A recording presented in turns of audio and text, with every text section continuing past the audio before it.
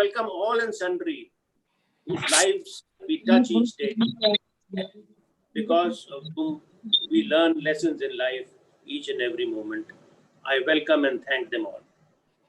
In the end, I must say we are indeed blessed to be part of this great educational movement at KGMU, and on this day dedicated to the spirit of learning and to celebrate the sacred relationship between the learned and the learning, and the teacher and the taught, I thank God for his graciousness, because he is the supreme and eternal Guru. With these words, I welcome you all once again and wish you a very, very happy Teachers' Day. Welcome to the day's proceeding. Namaskar. Thank you, Naran sir. The light of the word, the beacon in the dark, and the hope that gives us strength to survive is our teacher. जिस तरह भगवान कृष्ण ने श्रीमद् भगवद गीता में कर्मण्ये वाधिकारस्ते मां फलेषु कदाचन तथा सुख दुखे समाकृत्वा लाभा लाभो जया जयो का जो अनासक्त योग दर्शन दिया है, वही गुण एक सच्चे शिक्षक के हैं। अर्थात एक सच्चा शिक्षक एक योगी है, और योगी के लिए राष्ट्र तो क्या, संपूर्ण विश्व ही उसका कुटुंब है। In the same scenario, today we are blessed with the generosity of our former Honorable Vice Chancellor, Padam Shri Professor Mahendra Bhandari ji, who joined us from United States of America. I request Professor Divakar Dalela sir to please introduce our today's guest speaker, Professor Divakar Dalela sir. Good morning, everybody. And thank you, Pavitra, for asking me to do this honor. What can be a better privilege than to pay tributes and regards to the teacher on the Teacher's Day? So, friends, I was thinking that about Professor Bhandari, what should I talk this morning as his introduction? Should I tell you about his coveted honors that he has in his kitty, like B.C. Rai Award in 1995, Padam Shri in 2003, or should I tell you about his administrative journey, which includes being founder head of urology at SGPGI in 1988, two path-breaking tenures of directorship at SGPGI, becoming our second vice chancellor in 2003, then the director of robotic surgery research programs at Vattikuti Urology Institute at Detroit in 2005, and finally the CEO of Vattikuti Foundation in 2010. Or should I tell you about his traits as medical teacher that are ingrained in his heart and soul? Friends, he really believes in stimulating everyone around him to be on top of the pyramid as a professional. He has tirelessly chiseled all his students to be knowledge creators and not only be knowledge seekers. He led his people by demonstrating a personal conduct of full sincerity and not by uttering fancy words. To me, personally, he has been an epitome of principle-centered leadership. He has always worked in the larger interest of students. He has talked about ideas, core human values, and life-guiding principles, and never about people. Whenever and wherever he noted a tiny seed of useful idea in anyone's mind, may it be a student or a young faculty member or head of the department, he watered that seed with his full energy and resources. It is on account of all these Bhandarian traits, we, all his students, make a beeline for him whenever we come to know that he's around.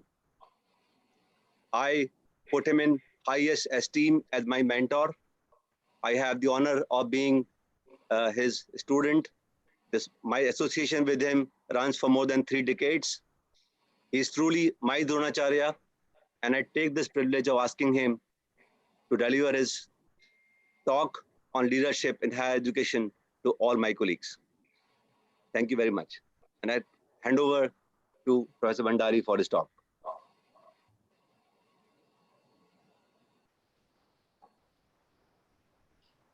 Can you give the screen back to me, Divakar? You You can had share to. your screen now. Yes. Yes, sir.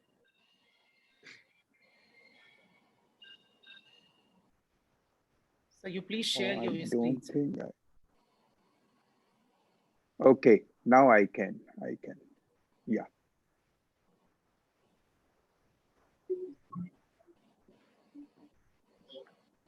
Okay. Thank you, Divakar. Thank you, Varun. At the outset, I take this opportunity to welcome General Puri on a hot seat.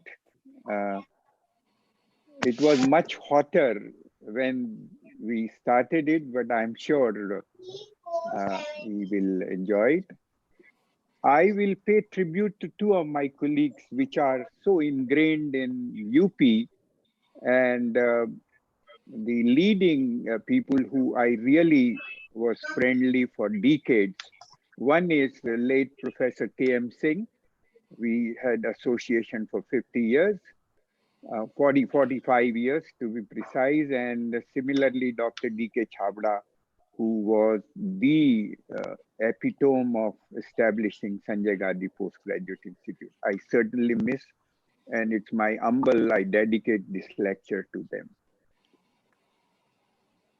Uh, it's always privilege for me to talk to KGMU, and because it's a nostalgia, and it's really a pleasure to see old people, old associations, which are truly my pride possessions.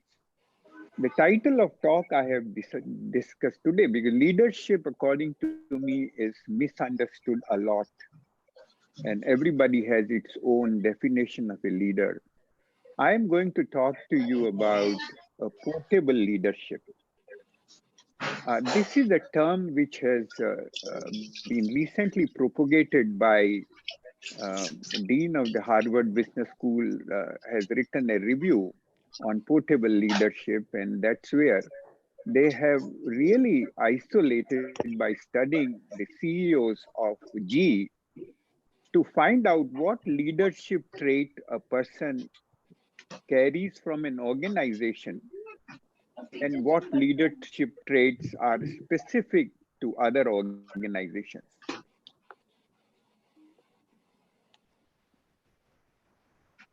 So now, this is one of the commonest leadership we encounter, and that is political leadership, where you have a leader and followers.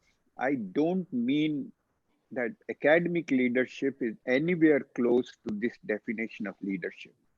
But unfortunately, these influences creep up in our day-to-day living, and that's what I would like. My initial few slides, I want to tell what kind of leadership I mean.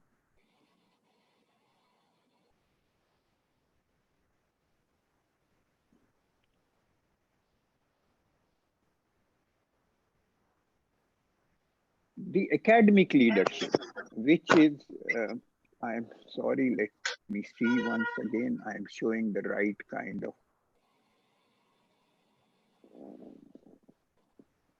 Oh, 1 minute.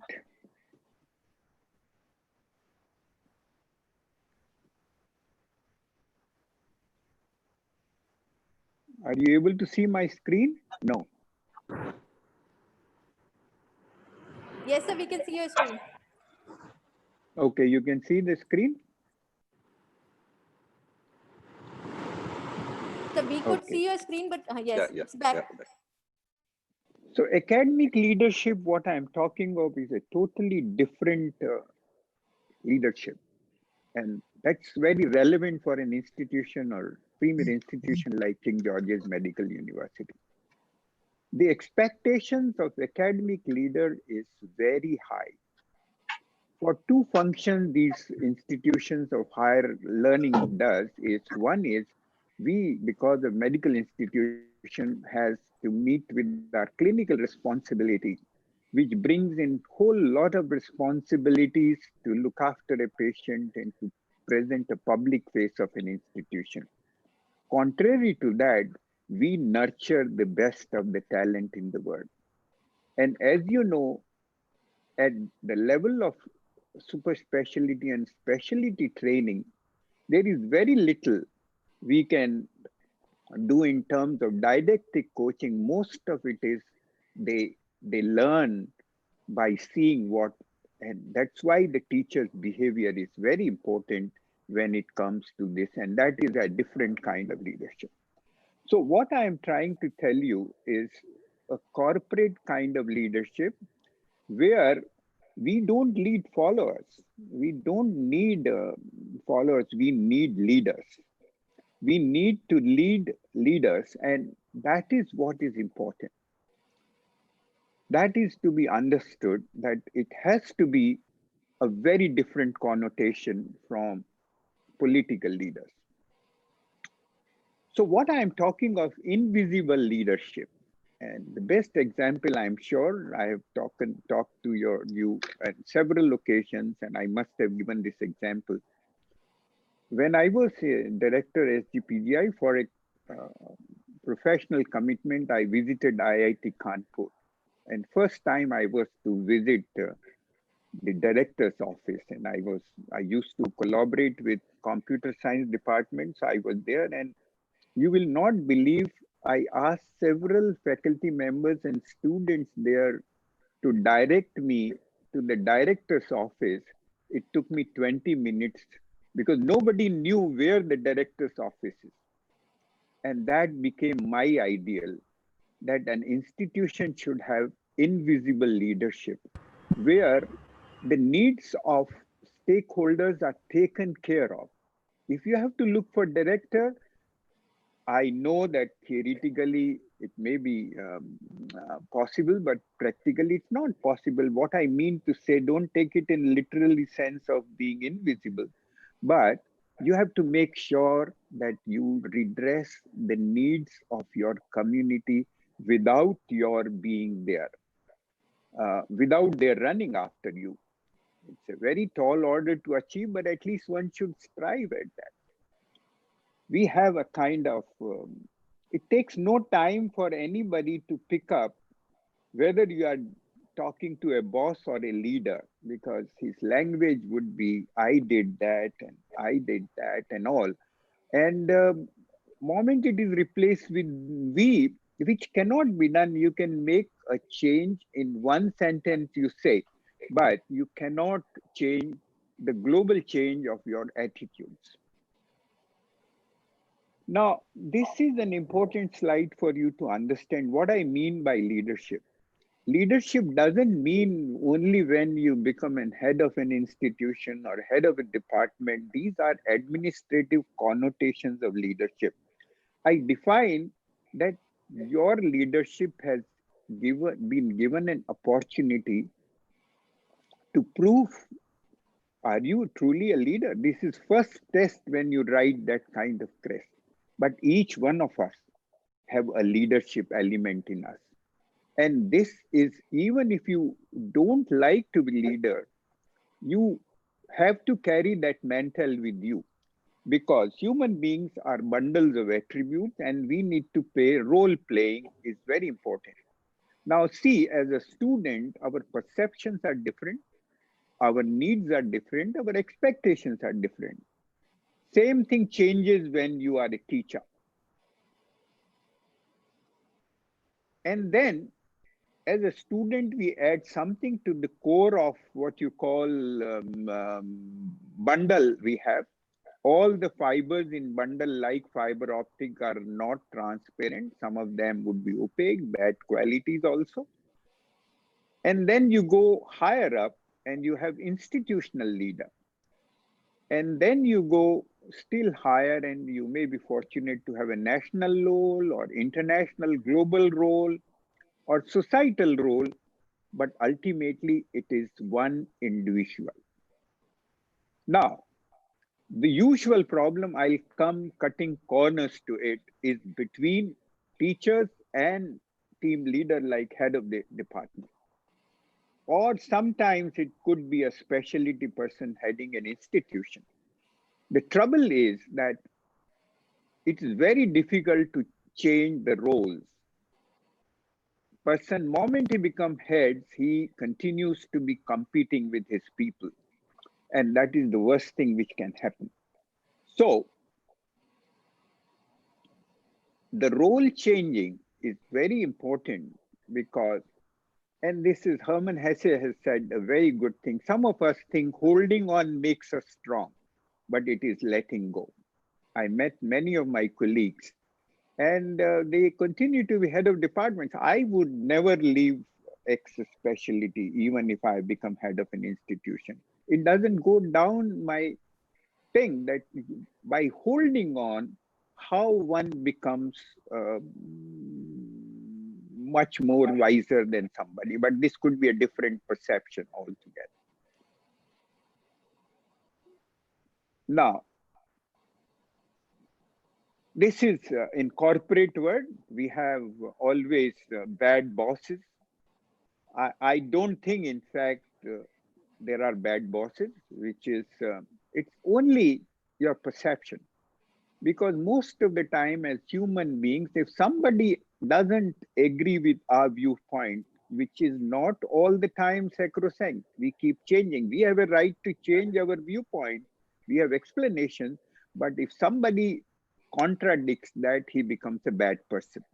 So first thing is, you have to really introspect and see, is there truly a bad boss, or is it something which is your perception of a person? So again, my recipes, even if you have a truly a bad person to report with, don't let it happen to you, these things. Because no individual, to my mind, has a power to steal your brain power, your productivity, innovations, and motivational skill. And hence, why do you want your health to suffer? You have to figure out, take them as one of the most difficult exercises of your life so that you come stronger with it. And I can tell you that you would not regret having. Oh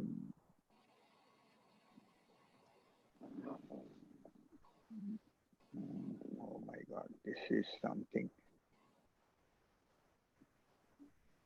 I'm looking for my slide change. Yeah, sorry. So the conclusion, what I drew for my career is that I am not what happened to me. I am what I choose to be. Each one of us have to make a choice. Impediments would be there in organization, outside the organization. And until there are impediments, your levels of skills to surpass those boulders would be stunted. Hence, we have to really make sure that everything is within. And to speak ideally, for a true leader, there is no other person exists. This is something which you would know that age-old, what you call crucibles. And the history of crucible is, there is a place by the name of Hesse in Germany where they make these crucibles. And the crucibles are, as you know, alchemists used to use for holding material with high temperature. To make ordinary metal to a gold, crucible has to go. Mind you, all everything goes in crucible doesn't get into gold. It is destroyed. Similarly, in the career of a leader, these are the crucibles he has to cross. And every time he passes through a crucible, I'm giving my own life's examples. King George's Medical University, I remember the date very well. It was 13th March 2003. 12 hours after I was suddenly asked that I have been appointed as Vice Chancellor, and I was driving from Sanjay Gandhi Postgraduate Institute to take over the charge of the institute. And I knew for certain because I coexisted with this institution and I had interactions, and life in Sanjay Gandhi was totally different than King George's Medical University I expected. So I didn't expect the bed of roses here, but I never knew that I am entering the biggest, what you call, crucible of my life. But I think it turned out to be one of the best periods of my life, which brought in so much of transformation in me. And to tell you an incident, at the beginning, when I was driving to the institution, I was receiving phone calls in my car. And when I reached to the office, I had some known faces, some unknown faces, and all the office wearers were waiting to greet me with their resignation letters. I had to make a decision in 30 seconds whether I take these people who I don't know. There was no reason for me to trust them or untrust them, because I had a CPMT to conduct, which unfortunately did not have a very good history in few weeks of that time. But in 30 seconds, something within me said, and it reminded me that if you really want trusted people, you need to trust in the people. And believe me, it was one of the outlier CPMTs. 9 days we declared the result. And it was only because of these people who toiled hard and fought with me with the external environment. Thereafter, I made a principle in my life that don't question anybody, trust. Even if somebody outsmarts you, don't stop trusting people. Because if you trust somebody, he may outsmart you once, but over a period of time, it would he has to mend his way. I had much bigger crucibles in my life, but none bigger than King George's. Like at the age of 62, I entered a business school, one of the best business schools in the United States. That was a totally different. That crucible taught me how to work with smartest people than you. In a class of 52, there are about 32 people, CEOs of big companies.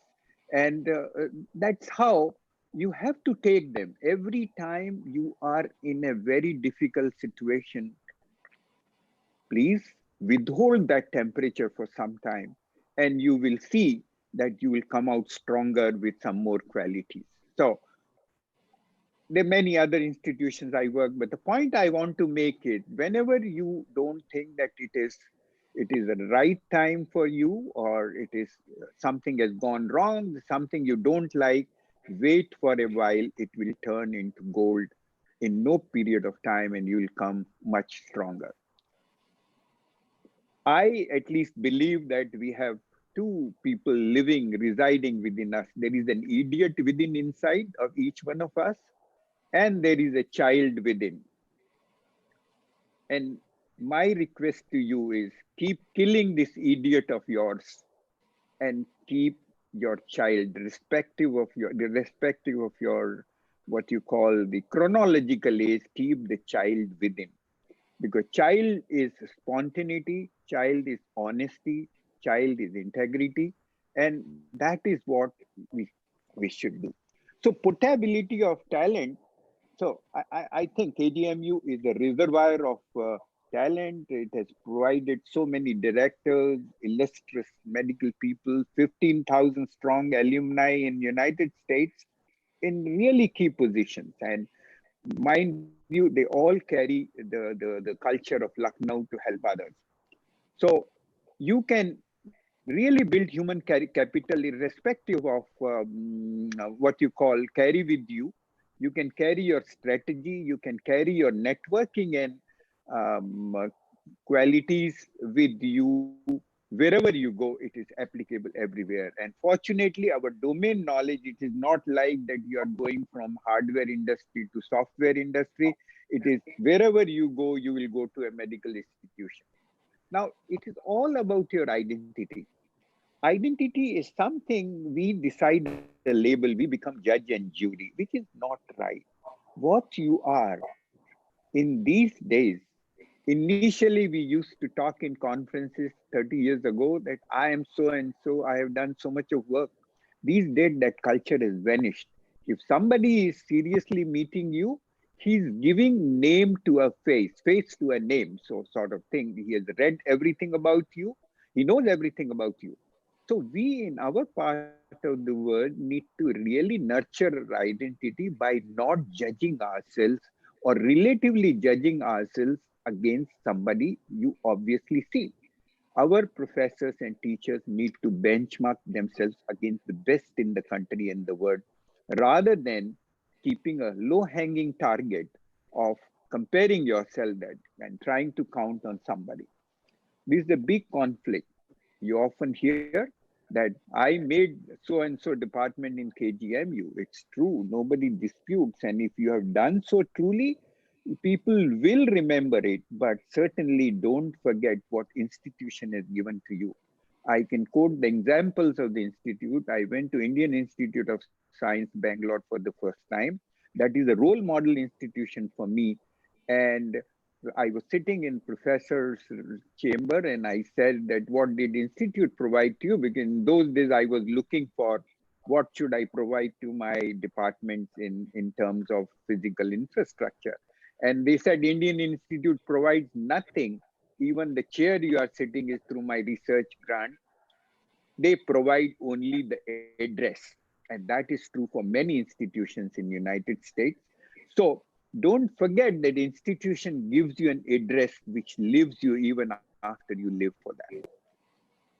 Now, essentials of leadership, I will not take you into theory, but what I'm trying to say that leader, one word of leader is the function is how can you empower people? How can you inspire people to do things which otherwise they would not be able to do?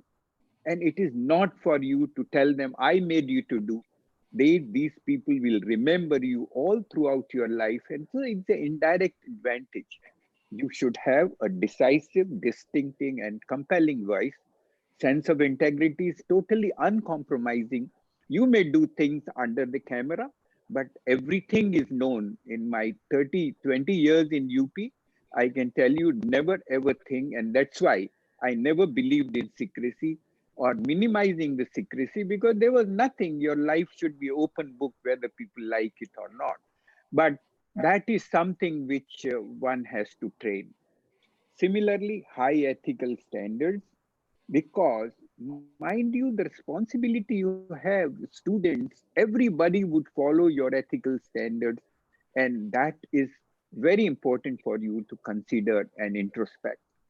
So you have to strengthen your limbic system, and I'm sure many of you know limbic system is spontaneous, genuine, signal stress, and the body language you can make out. You can't give a public face and private face. You have to, it is a clue to body language. Whatever you are shows on your face. Leaders cannot be, they can be quiet, but inside them, there should be a sense of urgency. Life is not 100 years. And you can't really say that, oh, it's a simple thing, we'll do that. But certainly you don't show urgency because your face cues would give direction to the whole community of people you lead. If you show your stress on that, they will judge the thing. Now comes every leader has to have quality of decision making. And here again, I'll give one example which impressed me the most, how Abraham Lincoln used to make a decision. And I'll recommend for those who are who have not read, it's a very big book, but what they call the army of rivals. Abraham Lincoln was known to keep rivals with him. And his way of making a decision is there would be a decision making process of his own analysis, wherein he'll take opinion from the people who will contradict him, who would be opposing him, to make his own firm decision, which would be a pretty long, protracted period of decision making. But moment he has made a decision once, heavens would fall, but he'll not give up his decision. So, yes, I can see the instinct for all of us to become a leader. I will qualify it by telling that it is not the leader, but how do you become a charismatic leader? Win the hearts of your followers, not by any other means, by genuinity. You have to look into their needs, and they would really be grateful to you for helping them. Make people feel special, you know, and that is very important, that you give undivided attention to the people. uh, Listen to them, and it's all listening, game of listening. You don't have to do anything. I can tell you, we all deal with the patients and the stories. You just listen to them, and that 50% 60% job is done. Choose right words, and that teaches you how you should be aware of selecting right language and be sincere to the problem. We understand these institutions are 100 years old. All problems you cannot solve, but if you are sincere to a problem, people will understand that you did your best. Listen to the body language, what you should talk, what you should not take. For experienced leader, it should not take more than 17 seconds. It's the studies to show, to understand what the other guy is, what's going on in his mind. Is he honest to what he's talking, or he's making up? All these body cues as leaders we need to learn and create a strong personal. There is very little, I don't think you can create it. You can nurture a strong persona over a period of time.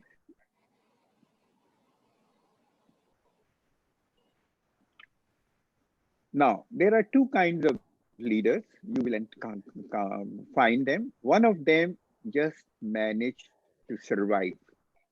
They don't want to do, because change means it comes with a whole lot of dowry and baggage. Moment you ask anybody to change a little, human nature doesn't accept it easily. So one kind of people, I call them, they just manage themselves. Another manage institutions. And one of the quotes of Dr. Mathai, the first director of Indian Institute of Management, it's very close to my heart, is either you can make an institution, or you can use an institution. Choice is yours. What would you like to do? So changing things is taking, but definitely the growth parameter is attached to changing. It's not that changing for the sake of changing. All organization needs a change, and you should not shirk from management change things, even if it is opposed or fought with. Adversity. Um, this was a big challenge, that it was a privilege of vice chancellor to have security guards in back and forth. And one of my very senior person, I told him that I don't like, because in principle it keeps me away from the people I want to be with them.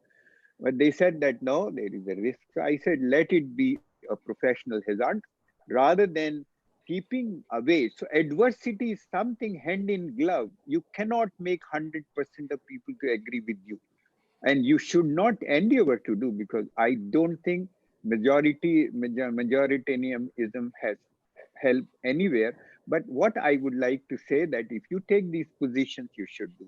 Another important thing is, rather than somebody putting your highlights into newspaper, because if you are not in the newspaper, at least in our time, they will call and say that, are you okay, or are you not in town, or something. But rather than getting surprised at your weaknesses they publish by researching against you, you should know your weaknesses, and no morning newspaper headline should really make you to do. Transparency, easier said than done, but transparency is some human trait which appeals to the subordinates. So you have to really endeavor to do transparency. Now, this is a very, very nice quote of Andre Agassi. Everybody knows, all-time tennis champion. More you can remove emotion, the more, I would say, don't remove, but manage your emotions efficiently. You can be an inch away from winning, but still miles away. If you allow emotions to interfere with the last step, there are so many things that can distract you from taking care of the business. अच्छा. Now, I will tell you that whatever is the change management, अभी बोल ही रहे हैं. whatever is the change management process you have, once it's only the question of beginning a change management, rest of it takes care of itself. Oh, this cursor is lost. Yeah.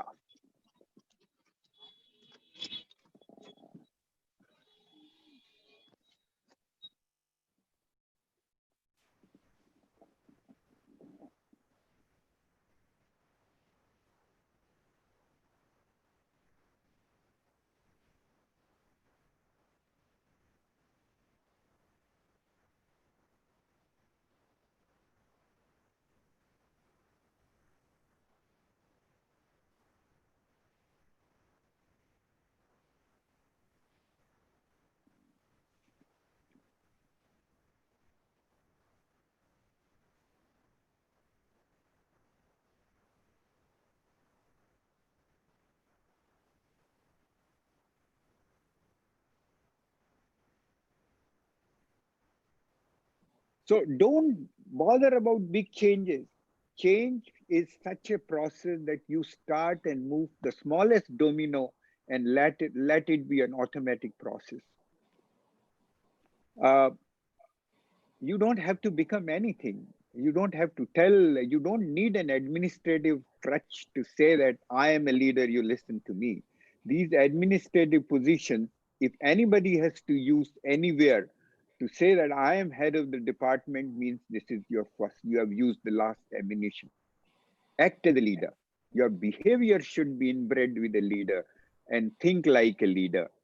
And this is, again, one of the very illustrious business school professor who has written a book on this.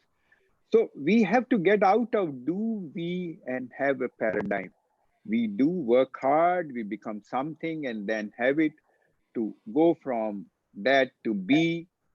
Start believing in what you want to be, do, and then have.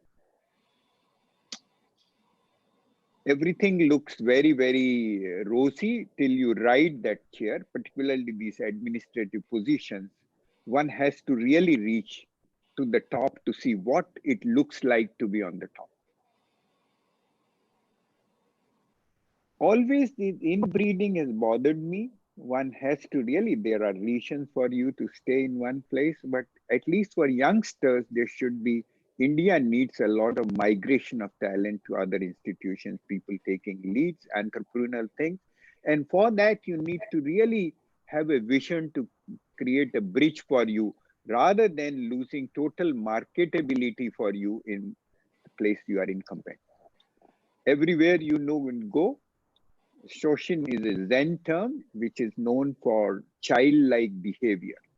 And this is very important that, and that's why many of you would know that we always say that whenever you meet somebody, wipe out your old good or bad impression.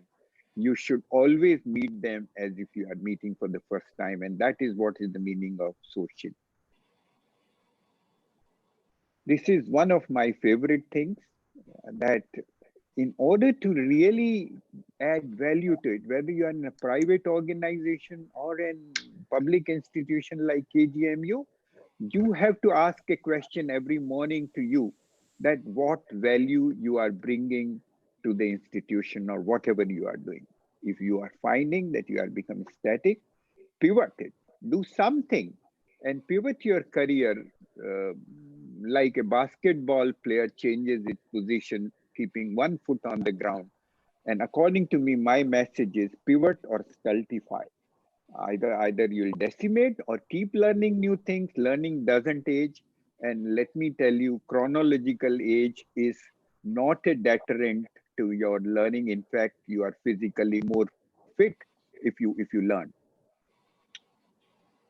One more thing, that always we are happy with the people who listen to us.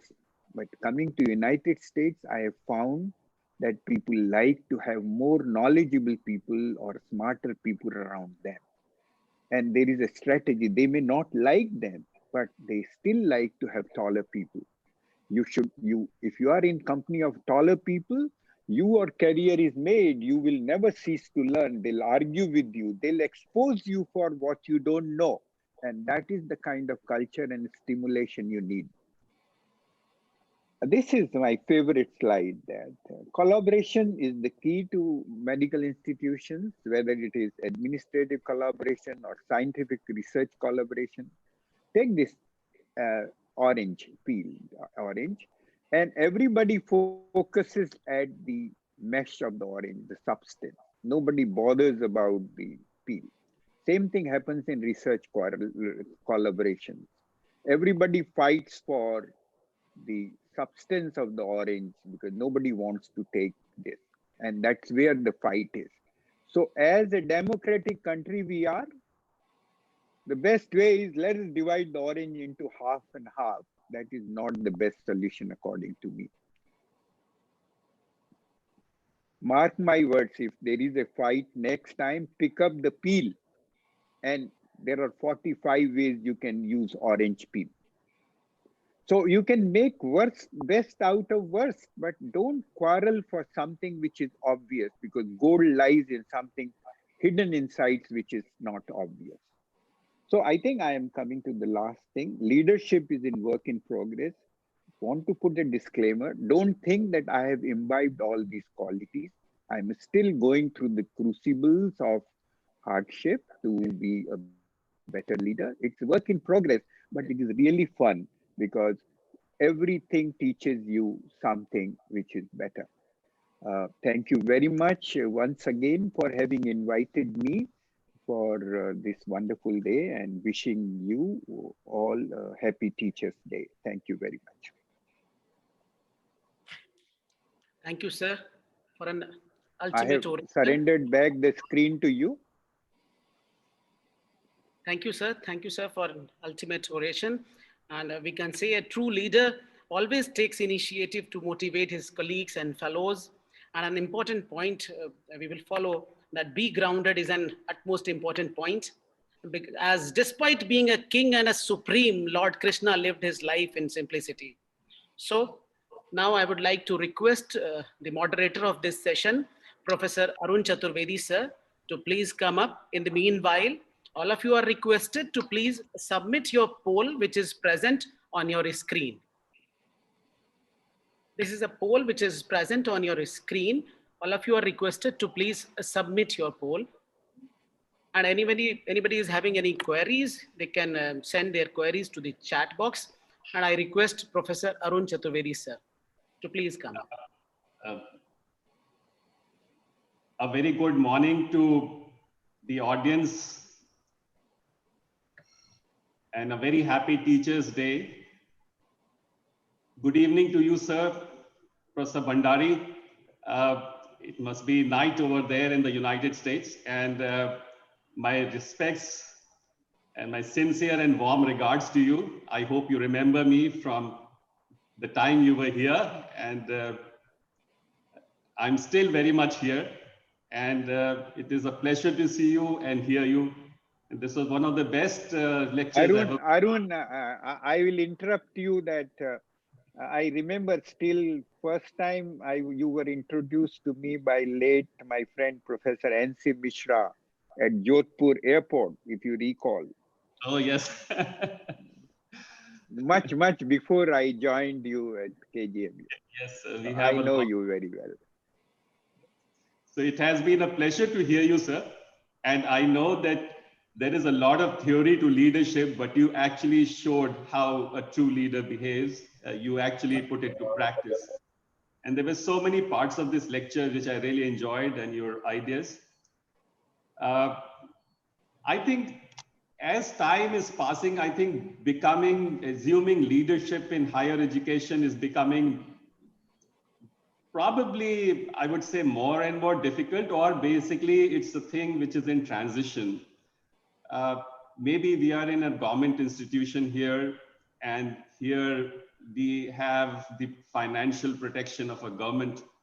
But I think elsewhere also, especially with more and more higher education getting privatized, and even medical education, there are a lot of challenges and pressures on administrators and people who are in the higher echelons, and it has become a challenge both to acquire and have the competencies of leadership as well as those managerial skills, which includes financial management and so many other things to make a success story. I would say in the United States, might be seeing that there's an entirely different environment to how medical education and higher education in general is working. In India, also gradually more and more private medical institutions are coming where assuming leadership in those challenging roles is quite difficult. So my question is, how do you make both these, how do you acquire both these qualities? And since as a head of department or as a professional, you may be having some managerial skills for a smaller place, but how do you develop those skills to reach a situation where you have to manage a whole institution and along with it a host of problems of all kinds?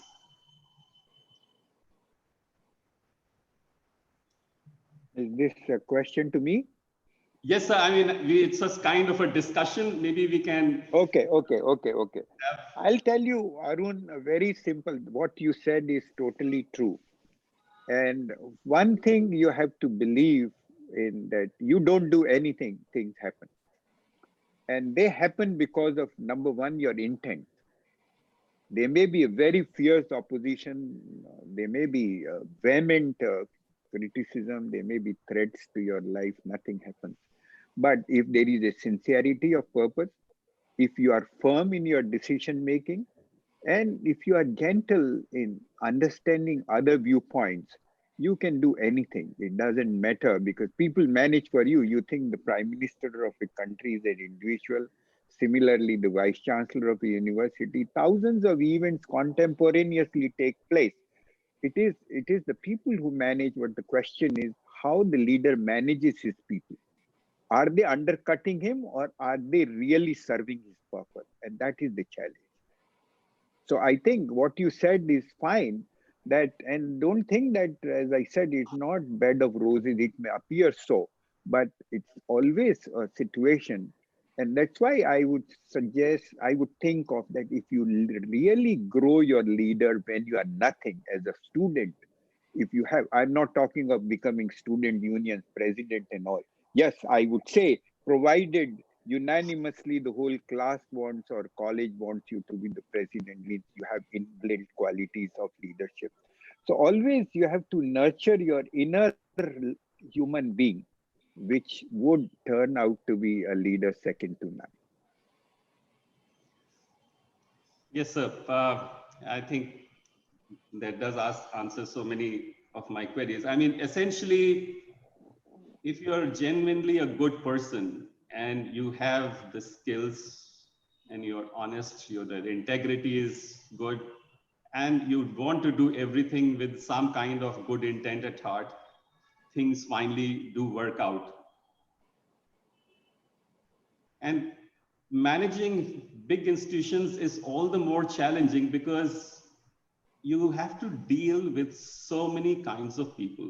There are people who are highly motivated in the institution, and there are who are not so much motivated, and there may be actually detractors. I mean, it's difficult to please everyone, like you said. It's impossible to do it. One should not try to please everyone. But even things which you consider should be disciplinary activities, they land you up into a lot of opposition. So I think your strength at that point of time matters. And I think you must have faced situations like this where you had to take unpleasant actions. See, at the conclusion of your comment is pertinent, but my take on it, at the end of the day, I don't think anybody is useless or a troublemaker in an institution. It's a mismatch. If you want to tell a football player to go and play tennis, he is a mismatch. And it is again leader's quality to find out how can you find the right match of work for him to keep him busy. You have to interact with them, talk to them. I don't believe that 100% of them you can turn around, but quite a lot of them you have to understand what is that is bugging. Some of them need some power, some of them need importance, some of them needs to, some of them don't even know what they need. You have to find out from them by trial and error. Would you be interested in doing this? Would you be liking to do? And I can tell you, you can convert a lot of them. But if you go with the premise of your impression that so and so is troublemaker or useless, then probably you are getting disturbed with the trouble they are making, because dissidence is one of the major things of organization. Question is, yes, in India it gets ugly dissent. They can go to any extent, but here the dissent is a voice dissent, which they say that I'll never agree with you kind of thing, and they have their own logic. So I think the best principle is to not to consider anybody useless. If you are really teach a leader who wants to make the best of what you have. So I think you have to really expose them to the indirect strategic ways to show them that if he says he is the best, is still not help. Expose him to a specialist who is truly the best, and they will really learn. So it's a very arduous exercise, but it's most of a human interaction issues which you have to deal with. Sure. So I have a question from one of the people in audience. It's sometimes you feel your efforts are not being listened to, and things are not moving, and these things send you into a state of frustration. How do you deal with such situations where there is some kind of log jam to your efforts? Frustration is a kind of emotion, not that anybody can, but I think you should put it on occipital lobe and don't encourage frustration, because say if you have planned something and your efforts are in the direction, only three things I can say. You have not chosen the direction rightly.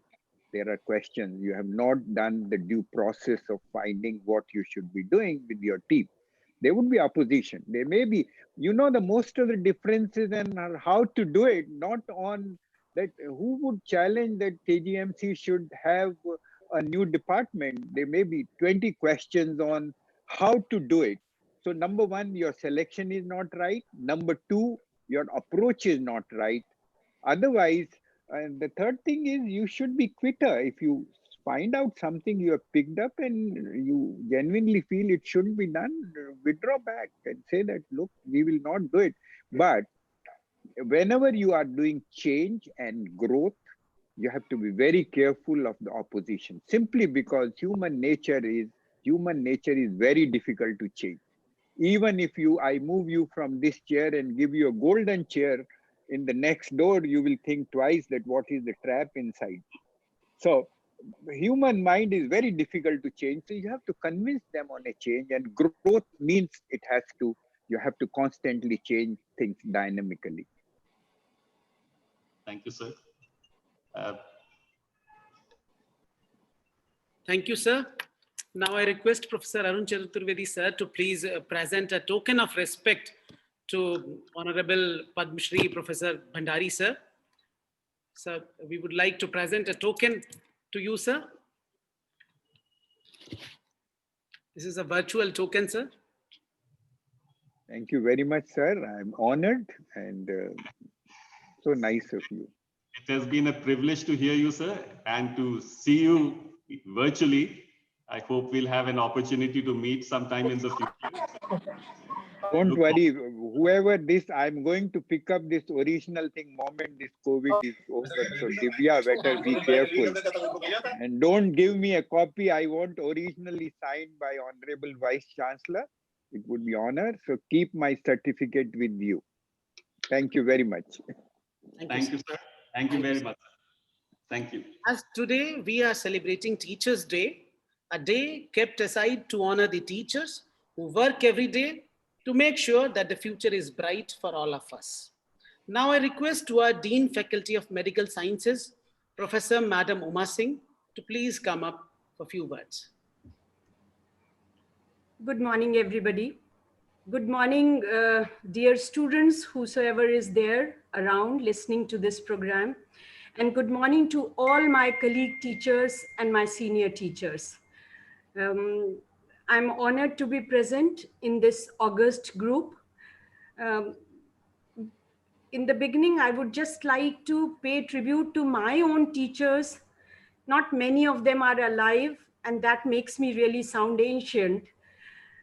First line, these are my own lines. The first line is what they did to us, and the second line, what I want to say for them. कभी कहीं यूं पकड़ तर्जनी डाल दिया था नवपथ पर, प्रत्येक स्तंभ पर उसी राह के नाम तुम्हारा अंकित करते चले जा रहे, चले जा रहे. I have always felt the teachers become grand, the teachers become great, the teachers become glorious, not just by the positions they get, not just by the fame they get, not just by the money they get, but a great contribution is the positions, the fame, the money which their students attain. If their students become great, automatically the teachers get glorified. And I'm proud, absolutely very, very proud of my position, where after these more than nearly 4 decades of being teacher, when I look back, I have hordes and hordes and hordes of students who have done so well. And in their glory and in their fame and in their positions, I feel that I have some share, and I'm extremely proud of that. Thank you very much for giving me this opportunity. Blessed we are. Thank you so much, ma'am. Now I request Dean Faculty of Dental Sciences, Professor Anil Chandra sir, to please come up for a few words. Thank you, Pavitra. A very good morning to one and all. We were really blessed to have the words of wisdom from Professor Mahin Bhandari sir today on this Teachers' Day. So on this auspicious occasion, I would like to congratulate all the respectable teachers and my colleagues. Today, we all gather here to celebrate the birth anniversary of Dr. S. Radhakrishnan, the second president of independent India, who himself was a great teacher, philosopher, and an educationist. This day gives us a chance to acknowledge the hard work of teachers who guide us and shape us and shape the destiny of the students and mold them for the future leaders, to become future leaders. Teachers form the pillars of the country. They are the reason behind the student's successful career and help them in becoming better. The various versions of themselves, eminent personalities such as Dr. S. Radhakrishnan and Dr. APJ Abdul Kalam have given meaning, real meaning to the word teacher. A teacher may not necessarily be in the school only or in the college only. Anything and everything around us teaches us something or the other. The greatest teacher of all the times is life itself, and that makes us adapt the art of survival. Our parents are our first teachers, our friends, nature, animals, and most importantly, our mistakes contribute in grooming us. I take this day to honor them all and thank them for crafting us into fine individuals. With pride, I say that we have all been cultivated by the finest gardeners, and we wish them a great health, success, and well-being always. Wishing you all a very happy Teachers' Day once again, and thank you. Thank you, sir. एक छोटी सी कविता के साथ अब एक ऐसे teacher को बुलाने जा रहा हूं जो खुद भी एक कवि हैं. शिक्षक की गोद में उत्थान पलता है, शिक्षक की गोद में उत्थान पलता है, जहां सारा शिक्षक के पीछे चलता है. शिक्षक का बोया पेड़ बनता है, हजारों बीज वही पेड़ जनता है. Now I am calling Professor Vinod Jain, sir, Dean Paramedical Sciences, who is also a very good poet. Professor Vinod Jain, sir. Thank you, Pavitra. Gurur Brahma, Gurur Vishnu, Gurur Devo Maheshwara, Gurur Sakshat Parabrahma, तस्मै श्री गुरुवे नमः. आज के इस दिवस पर सबसे पहले मैं सभी गुरुओं को हृदय से शशत नमन करता हूं, जो यहाँ उपस्थित भी हैं और जिनकी उपस्थिति मुझे खल रही है। खास तौर से नाम लेना चाहूँगा प्रोफेसर केम सिंह साहब का, प्रोफेसर एन महेंद्रा साहब का, जिनसे मेरा 40 वर्षों का रिश्ता रहा है। Our most respected Honorable Vice Chancellor KGMU, Lieutenant General Dr. Bipin Puri, who is also recipient of Param Vishisht Seva Medal and Vishisht Seva Medal, former Vice Chancellor KGMU, Padma Shri Professor Mahendra Bhandari, all other dignitaries, colleagues and dear students. We all know we are passing through difficult time, and whenever there is difficult time, best or worst comes out of us. We should take it as an opportunity to do best, to just bring out our the leadership quality, so that we should do such things that it is an example for others to follow. See, when we are sailing in a sea and there is some air turbulence, what happens? A pessimist blames air winds or airflow. Optimist waits for winds to settle. But what a leader does, leader adjusts the sails of boat and keeps marching. So I think that my students are also listening, and on this very day, to my students, I wish to say, dear students, you are also a leader. Please adjust the sails of your sailing boats and keep marching in this difficult time also. वो पथ क्या, पथिक सफलता क्या, जिस पथ में बिखरे शूल ना हो, शूल मतलब कांटे, वो पथ क्या, पथिक सफलता क्या, जिस पथ में बिखरे शूल ना हो, नाविक की कार्य कुशलता क्या, यदि धाराएं प्रतिकूल ना हो। इन प्रतिकूल धाराओं में भी dear students, आगे बढ़ना है, you have to march forward and reach to your goal. Because I always say, and I will always believe, the show must go on. प्यारे विद्यार्थियों, विश्वास तुम्हारी मुट्ठी में, उल्लास तुम्हारी मुट्ठी में, आने वाले कल का होगा इतिहास तुम्हारी मुट्ठी में। भूगोल सिमट जाए जिसमें, तुम वही महापरिमाप बनो, तुम अपने दीपक आप बनो, तुम अपने दीपक आप बनो। पुनः सभी गुरुजनों को शशत नमन और धन्यवाद। Dhanyavad, Jan sir. Now I request Dean Nursing, Madam Professor Abhijit Kaur-ji, to please come up to say a few words.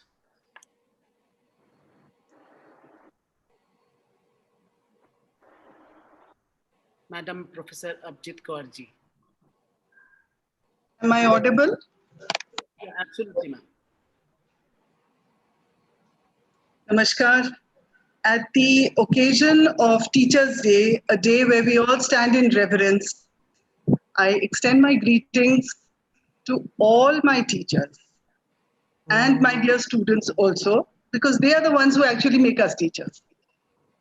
I would also like to put on record my sincere appreciation for you, Professor Bhandari sir, for remembering my husband, who was in his own way a teacher of teachers.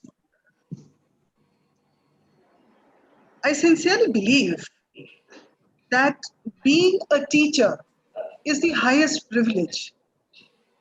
And once we have a great teacher, I think it is one of the greatest blessings that we have. Because it is these teachers who, with a very gentle mix of chalk, emotion, love, and a nurturing, take us and make us to what we are. We must, as teachers, endeavor to give an environment to the children in which they can shine on their own glory. We should not vie for taking the pie from that. Teach them, make them learn, and leave them with a support such that they stand on their own. Your support is unconditionally there. It is they who have to believe that they are capable of standing wherever they are put. Whenever a student looks back and has a smile on his face when he thinks of the college days, I think that is one of the most gratifying moments. When he can remember his teacher for the fact how simply they made a lesson doable, learnable, executable, something which actually appeared difficult. And how they opened their home and heart to the child so that he could come and confide in them. When a student comes to an institution, he's actually intimidated in a way where there's such a big institution, he's come from a humble background. Open your heart, open your home, let the child in. Let him feel wanted, loved, and secure. And so, as we pay reverence to the great teacher of teachers, let's do some introspection.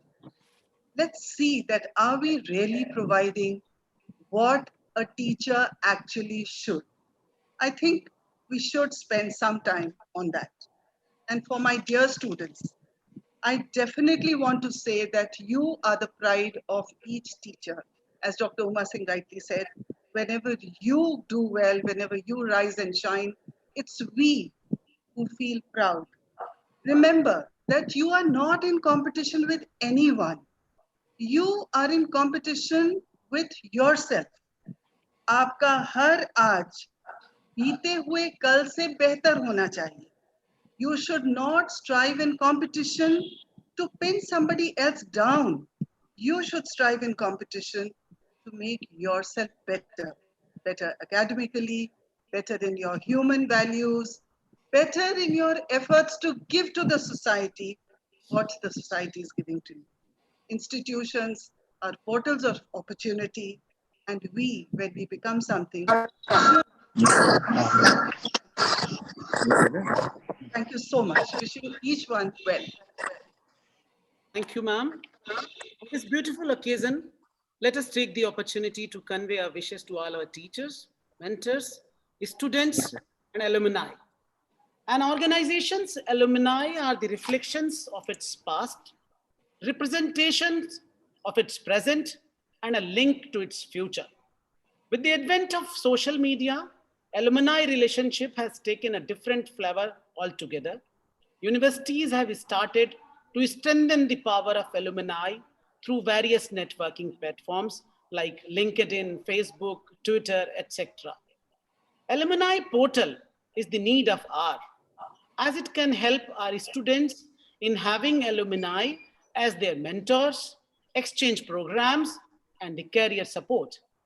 So for the inauguration of alumni portal, I request our Honorable Vice Chancellor, Sir, Lieutenant General Dr. Bipin Puri, Sir, to please inaugurate this alumni portal, Sir.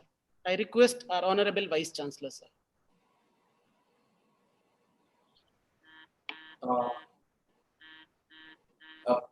Pavitra, what exactly have I to do?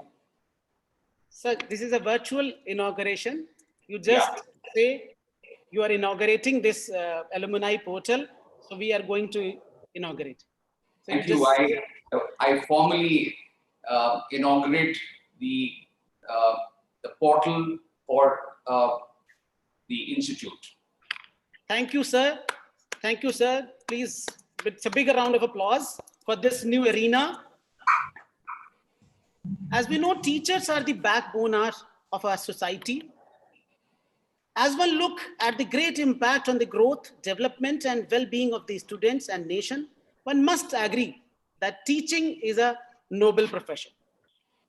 महोदय, कौटिल्य के शब्दों में शिक्षक कभी साधारण नहीं होता. प्रलय और निर्माण उसकी गोद में पलते हैं. वो अगर रचयिता है तो आवश्यकता पड़ने पर विनाशक भी बन सकता है. शिक्षक एक प्रकाश स्तंभ है, जैसे ढेरों दीपक अमावस्या की रात को दीपावली में परिवर्तित कर देते हैं, वैसे ही एक सच्चा शिक्षक अज्ञानता के अंधेरे को ज्ञान रूपी पूर्णिमा में परिवर्तित करने की सामर्थ्य रखता है.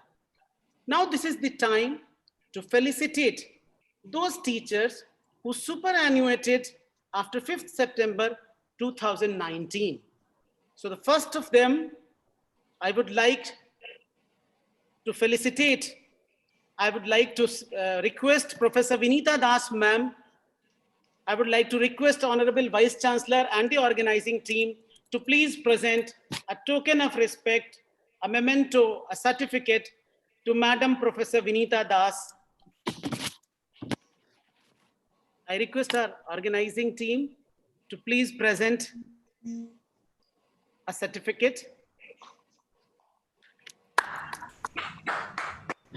Madam Professor Vinita Das is superannuated as Dean Faculty of Medicine, Head of the Department of Obs and Gynae, King George's Medical University. She was the Hewitt Medalist of King George's Medical University. Please give him a big round of applause. Now, the second, I would like to request our organizing committee to present a memento and a certificate to Professor A.K. Saxena, sir, Head of the Department Pharmacology. Sir is a remarkable teacher, very jolly, and an ultimate singer also.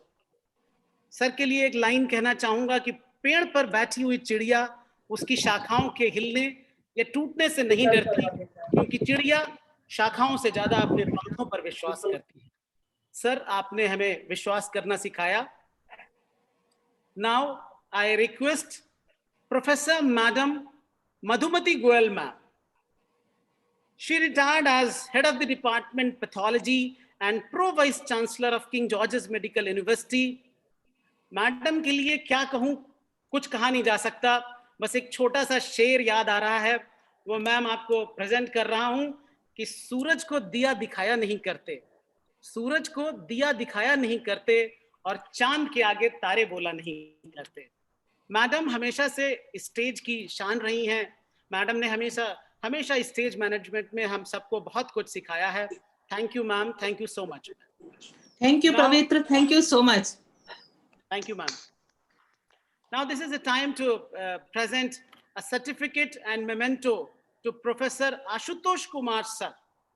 Ashutosh Kumar sir retired as Head of the Department Pathology. और sir के लिए दो शब्द याद आ रहे हैं कि आचार्य वही है जो अपने आचरण से हमें सिखाता है. और सर के लिए एक और लाइन कहना चाहूंगा कि मुश्किलें गर हों, सर ने सिखाया है कि मुश्किलें गर हों तो अपने हौसलों पे धार कर, मुश्किलें गर हों तो अपने हौसलों पे धार कर, बना कागज की नाव आतिश का दरिया पार कर. सर ने हमेशा, सर बहुत ही जुझारू व्यक्ति रहे हैं. Thank you so much sir.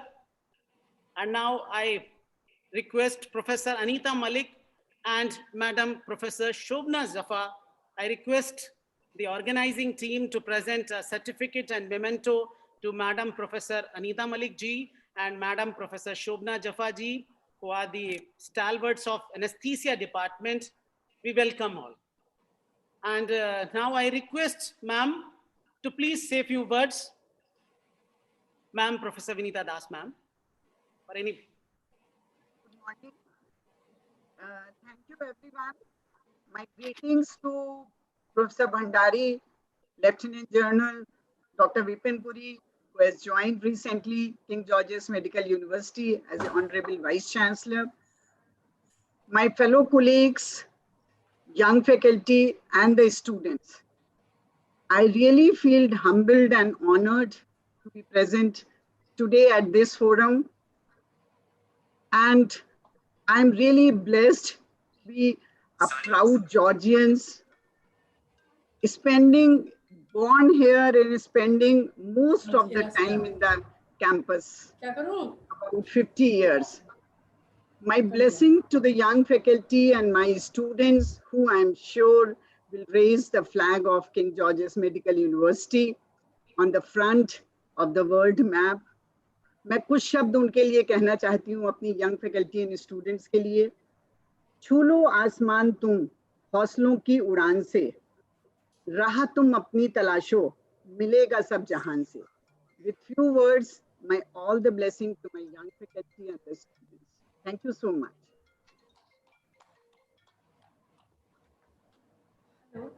Thank you, ma'am. Now I request Madam Madhumati Goel, ma'am, to please say a few words. Please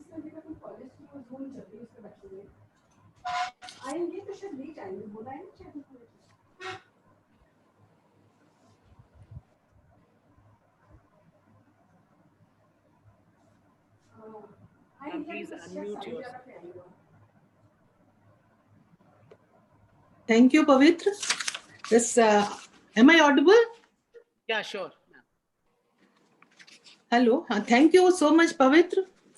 At the outset, I wish to extend a very warm welcome to our Vice Chancellor, Lieutenant General Bipin Puri Sahab, who has recently taken over the reins of this institution. Sir, I believe that a person of your stature will definitely steer this institution to greater heights. My best wishes to you. Today, we are here to commemorate the birthday of our President Radhakrishnan Saab, who believed that teachers should be the best minds in the country. On this occasion, let us all bow our head to this noble soul. When I look back at my journey at KGMC to KGMU, it is unbelievable that I have spent 47 years, little less than half a century, from 1972 when I entered the portals of KGMC as an MBBS student, then as a postgraduate student in pathology, then as faculty since 83 and superannuation in 2019. Dear friends, this is a message for faculty that as medical teachers, we have the responsibility of all-round grooming of medical students who have to start with human suffering, lot of training, experience, patience, hard work, and empathy, and is required for handling the patients and their relatives to face the challenges of life. So unfortunately, the attraction for teaching and teaching profession is diminishing in every area of education. So as a parting message, I wish to say that I would like to convey that never consider any responsibility given to you as too small or belittling for your seniority or position. Take it up as your own work, do it wholeheartedly, and one day you will also leave the institution happy and content like me, with no regrets whatsoever. By Almighty God's blessings, I have enjoyed immense love, affection, support, and respect from all of you, everyone, be it administrative officers, faculty, junior or senior, employees, and staff in general. I have learned a lot from everyone. So gratifying, my heartfelt gratitude.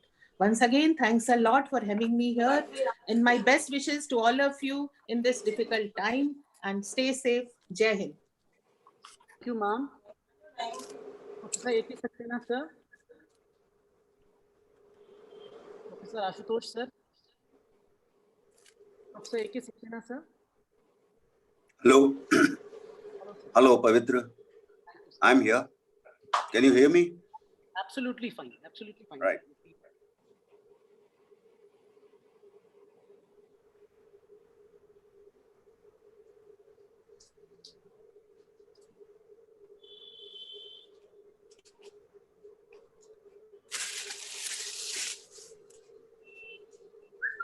Am I available on the video also?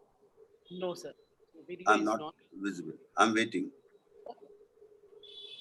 Your voice is clear, sir. You can say anything. Okay. Okay, now I'm there. Yeah. So a very happy good morning to all of you on this occasion of Teachers' Day. And welcome Professor Bhandari again to this great institute of Lucknow. I will not take much of time. A teacher can... sorry?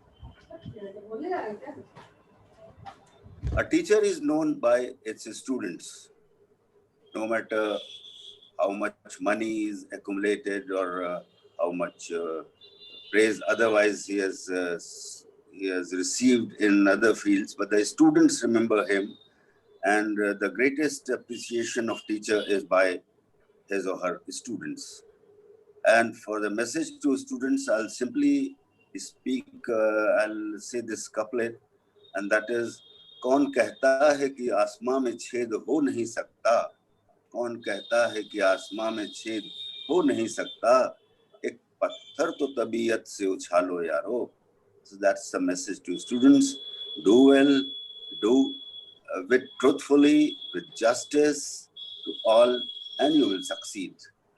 Thank you, Pavitra. Thank you, sir. Thank you, sir. Professor Ashutosh, sir. Yep. Am I visible on the screen? No, sir, you're not visible, but your voice is clear.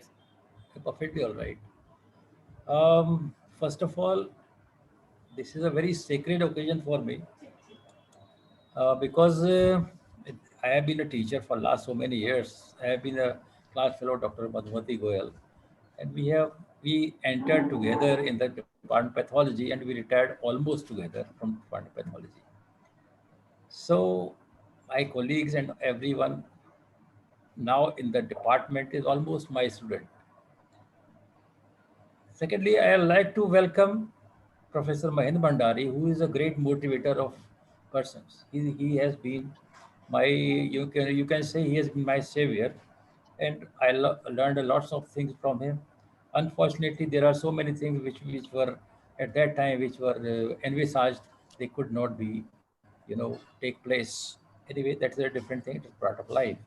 Secondly, I would like to welcome Professor Dr. Lieutenant General Vipin Puri, whom I have never met in person, but I intend to, as soon as this corona crisis is over, I'll intend to meet him in person. And I'd like to have certain, discussions with him. Thirdly, I like to mention some of my teachers whom I revere, respect, like anything. One is Dr. X RML Mehrotra. He's ex HOD of Department of Pathology, from who was a very systematic person, and he tried to develop the Department of Pathology to his utmost. Secondly, there was my teacher, Dr. Dinkar Chandra, and Professor MRS Kushwaha, who motivated me to take hematopathology as a subject. And I tried to do my best just to develop this in the college. So my tributes to all these teachers who have been my teacher, and of course all the residents Hello. whom we learn from. Good morning. Yes, sir.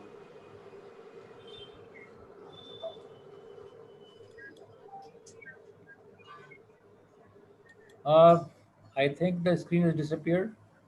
Anyway, so the teacher, you are still a student from your residents because they are also teachers now. You learn so many things from them by mutual discussions. So you always remember a student as well as a teacher. So that's my outlook in this teaching profession. So that's what's more to say. Best wishes to all the teachers of the college. I don't even feel like that ever I have left this department. I left the college, but I still consider myself to be a very much part of the college still. So best of wishes and welcome to everyone. Thank you. Thank you, sir. Madam Professor Anita Malik or Madam Shobna Zafar, ma'am. Ma'am, would you like to say something? I think Madam Professor Anita Malik, Madam Professor Shobna. I think they are not. I think they are not here with us.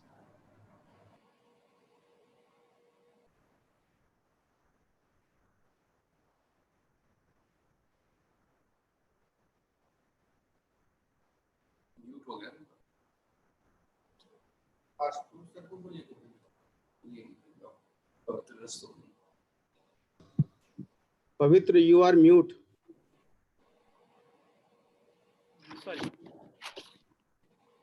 As we all know that it is impossible to define teacher, as teachers are not only limited to teaching or guiding students in academics, but also helping students to take the right path.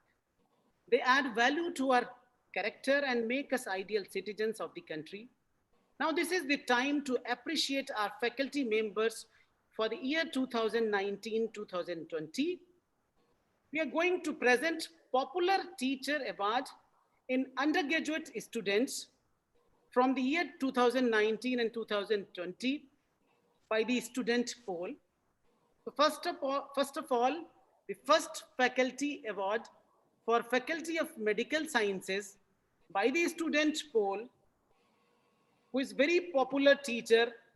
So we present this award with a big round of applause to Professor Rakesh Kumar Dikshit ji, who is the professor in Department of Pharmacology, Professor Dr. R.K. Dikshit. I request Honorable Vice Chancellor Sir to please present this virtual memento and certificate to please present to Professor R.K. Dikshit. Thank you, sir. Now the The second award. Thank you. Thank you. Oh, Dr. Thank you, R.K. Praveen. Thank you, sir. Everyone. Thank you, everyone. I am blessed to be awarded this award, and this is because of the blessings of my teachers and the wishes of my students. So thanks everyone once again. और सबको प्रणाम, सबको नमन. Thank you. Thank you, RK boss. Thank you so much. आप हमेशा से सबके प्रिय हैं और सब बच्चों ने आपको बिल्कुल वो सर आंखों पे लिया है. धन्यवाद sir. Now the second award from Faculty of Dental Sciences, according to the student poll, we present. I request Honorable Vice Chancellor sir to please present this certificate and memento to Dean Faculty of Dental Sciences, Professor Anil Chandra sir. With a big round of applause, Professor Anil Chandra sir. Professor Anil Chandra sir, are you with us? Yeah, thank you, Pavitra. I am honored and blessed. Frankly speaking, I never expected to be the student's choice because I'm more involved in administrative work now. But I'm blessed and honored to be given this award, and I accept it from the core of my heart. Thank you, sir. Thank you, everybody. Now, the third award for the Faculty of Paramedical Sciences, I request our Honorable Vice Chancellor to please present a virtual memento and a certificate to Dr. Muhammad Yusuf. Dr. Muhammad Yusuf is a teacher for Diploma in Medical Laboratory Technicians. With a big round of applause for Dr. Muhammad Yusuf. And the fourth award, which is for the Faculty of Nursing. This award goes to Mrs. Urvashi Sharma. With a big round of applause, I request our Honorable Vice Chancellor to please present a memento and certificate to Mrs. Urvashi Sharma, who is teaching medical surgical nursing, and she is a very good one more feather in her cap that she's a very good singer also. With a big round of applause for Madam Urvashi Sharma ji. There is a saying that teachers are greater than the parents. Parents give birth to a child, whereas teachers mold that child's personality and provide a bright future. Apart from academics, teachers stand by us at every step to guide, motivate, and inspire to become better people. कहते हैं कि जो दिलों में बसते हैं, उनकी कभी मृत्यु नहीं हुआ करती. So this is the time to remember our noble Georgian souls. This is an opportunity to pay tribute to our teachers for their selfless efforts. We salute the noble souls of King George's Medical University. First, Professor N.N. Mahendra sir, who was a remarkable surgeon. Professor K.M. Singh sir, extraordinary surgeon from the Department of Urology. Professor Shekhar Tandon was professor of CTVS department. Madam Professor P.K. Mishra ji, an amazing teacher, the principal of the medical college, a renowned pediatrician. Professor D.K. Chabla sir, a very renowned neurosurgeon who founded the Department of Neurosurgery in Sanjay Gandhi Postgraduate Medical Institute, Lucknow. Professor Kusum Lata Pradhan, surgery. Professor A.R. Sarkar, a magnificent teacher of medicine. Professor T.N. Agarwal, Professor Sudarshan Yagnik from anesthesia, Professor Madhu Srivastav from the Department of Physiology, Professor S.M. Zahir from the Department of Pathology. हम उन सभी को अपनी श्रद्धांजलि प्रस्तुत करते हैं, नमन करते हैं, वंदन करते हैं. Now this is the time for which we are waiting eagerly. There is a saying, Akhand Mandalakaram Vyaptam Yena Characharam Tatpadam Darshitam Yena Tasmai Shri Guruve Namah. Salutation to the noble Guru who revealed us that truth which is unfragmented, infinite, timeless, divinity, and which pervades the entire universe, movable or unmovable. God sends an enlightened teacher called a guru to answer the miseries of a crying child. The Guru Disciple Association, enriched with trust, faith, and discipline, has been considered as the best amongst all the relationship that exist in this world. Now, this is the time for which we are waiting eagerly. I would like to request our Guru, the teacher of teachers, mentor of mentors, and a new carver of this esteemed university of King George's Medical University, our Honorable Vice Chancellor, Lieutenant General Dr. Bipin Puri, Param Visis Seva Medal and Visis Seva Medal for words of wisdom. I request Honorable Vice Chancellor, sir, to please come up for the words of wisdom, sir. Good morning, ladies and gentlemen. At the outset, I pay my humble and very profound compliments to Padam Shri Professor Bhandari for his pearls of wisdom and an exemplary exposition of the topic for this morning. I also pay my compliments to the faculty, the residents, the undergraduates, the Georgian alumni of this King George Medical University, my respected seniors, elders.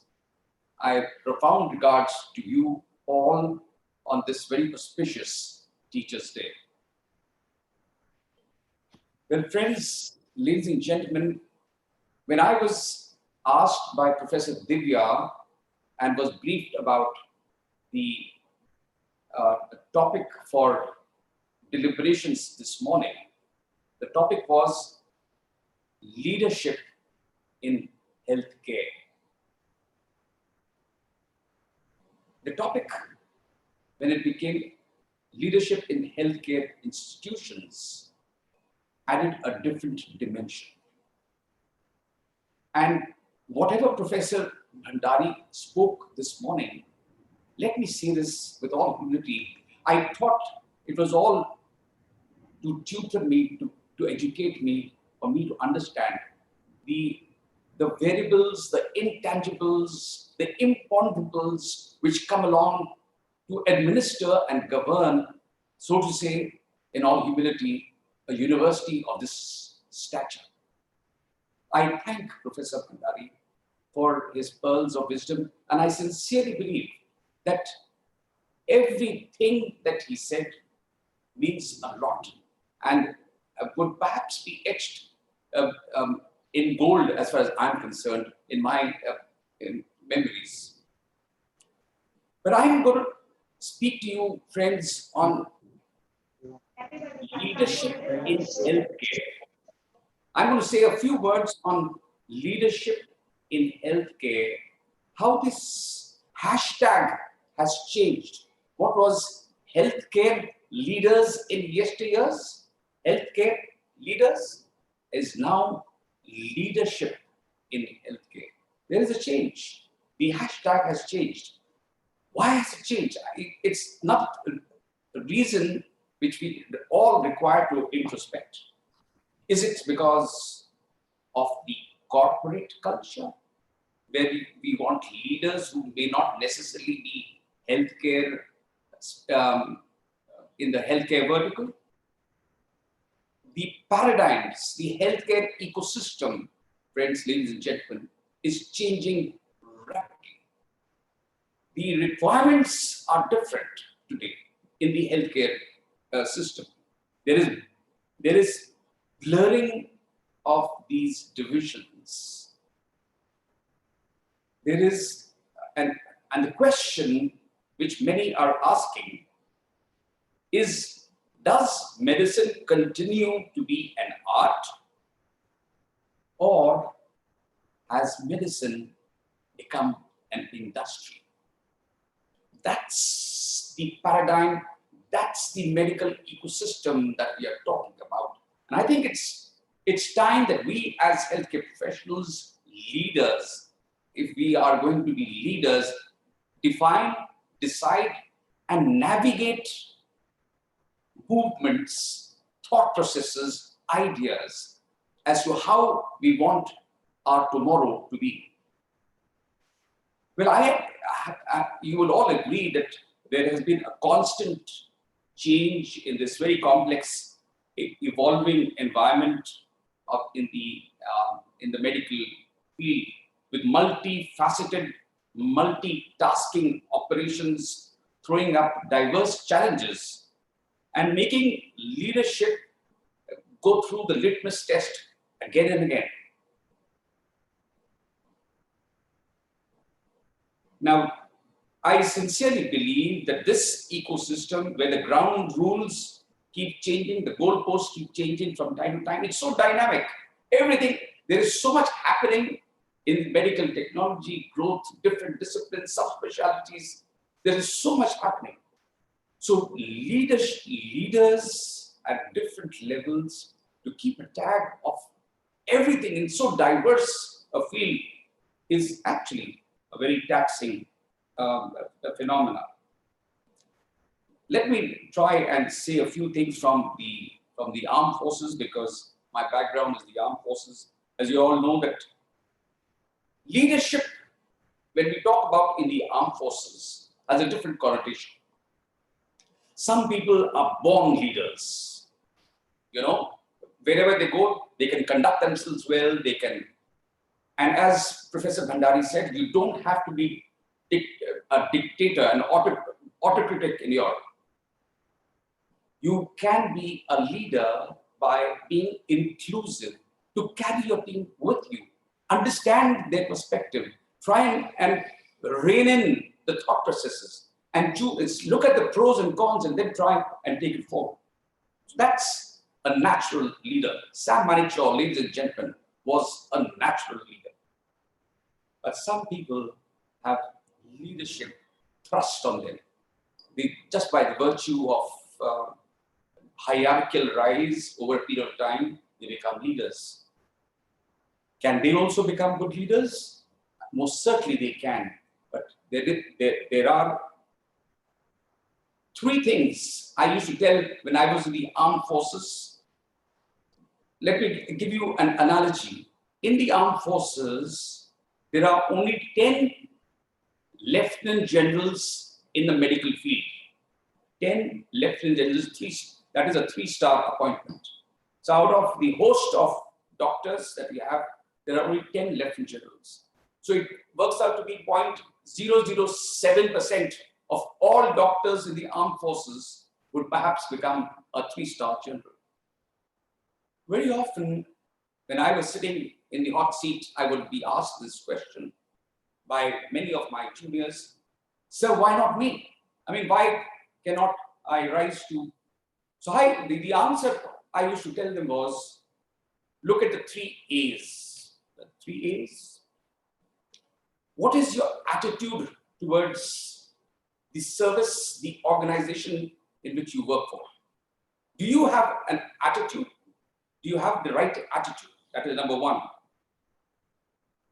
Do you have the right aptitude? Aptitude to adapt, to evolve, and change as per the requirement. Do you have? And third, if you have the attitude, if you have the aptitude, you will get the altitude. So 3 A's, and that's the growth pattern. And that is not only for the armed forces, I sincerely believe it's everywhere.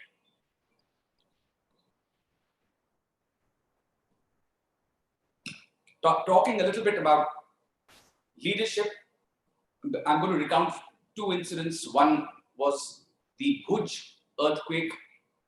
As some of you would remember, it was terrible times, and the earthquake came, and there were hundreds and thousands of people who were buried under the debris.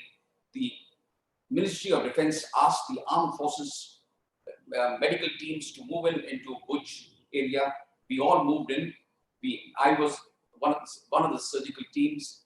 There were people buried in the debris, and our engineers were trying to extricate these bodies.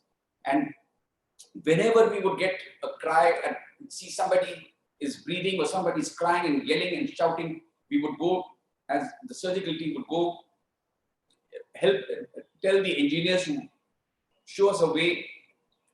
Many times we did guillotine operations there with the person buried in the debris, with, of course, the permission of the leaders. It was a very a macabre sight, let me say that, and let me admit it, but it was life-saving. It was life-saving, but limb compromising. But that's the type of leadership decisions you require at the spur of the moment. Should you save life, or is it the limb also which matters? Let me tell you another thing. What happened just a few years ago, I was in charge of the medical operations in Jammu and Kashmir, and there was these Srinagar floods. If you all remember, there were floods in Srinagar, and I was at that point of time located at Udhampur. I flew down to Srinagar to be a part of that operation, and it is those troubled days, ladies and gentlemen, I recount, when all medical infrastructure in Srinagar collapsed. Everything, including Srinagar Institute of Medical Sciences. All patients who required ventilator care were we at the military hospital at Srinagar, we agreed to take on to all patients who were on ventilator care, including pediatric neonates plus adult patients, moved into, with on ventilators, they moved into our hospital in Badami Bagh in Srinagar.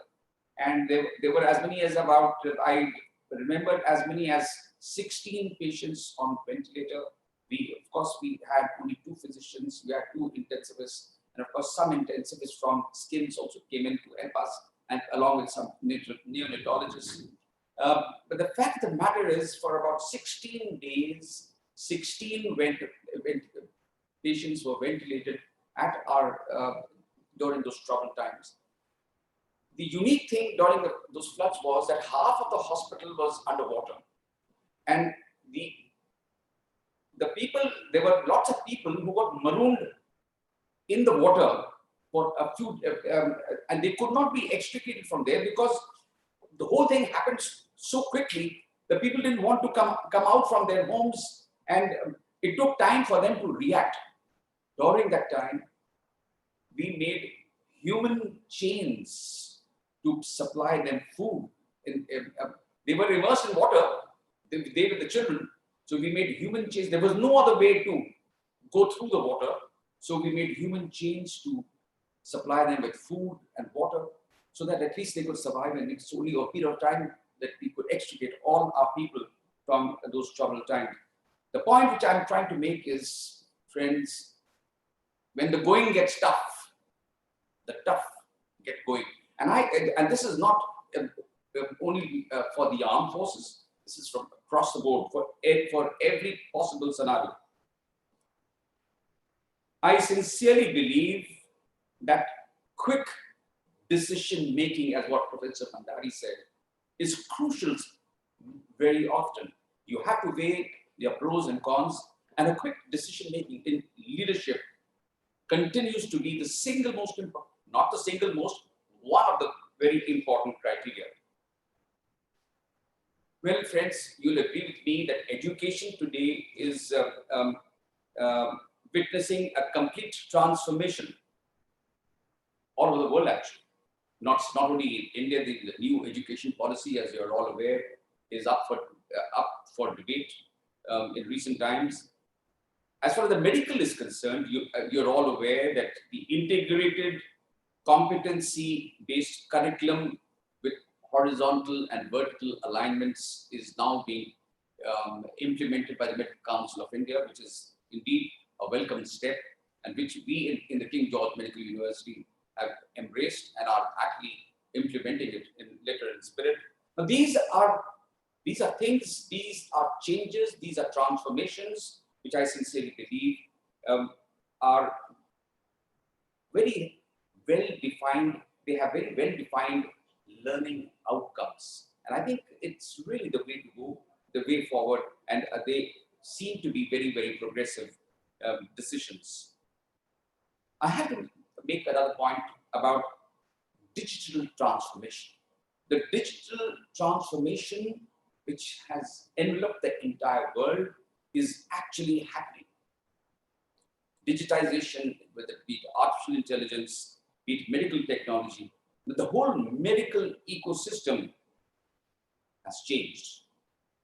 Leadership to raise the bar on the online platform has again different dimensions to look at now.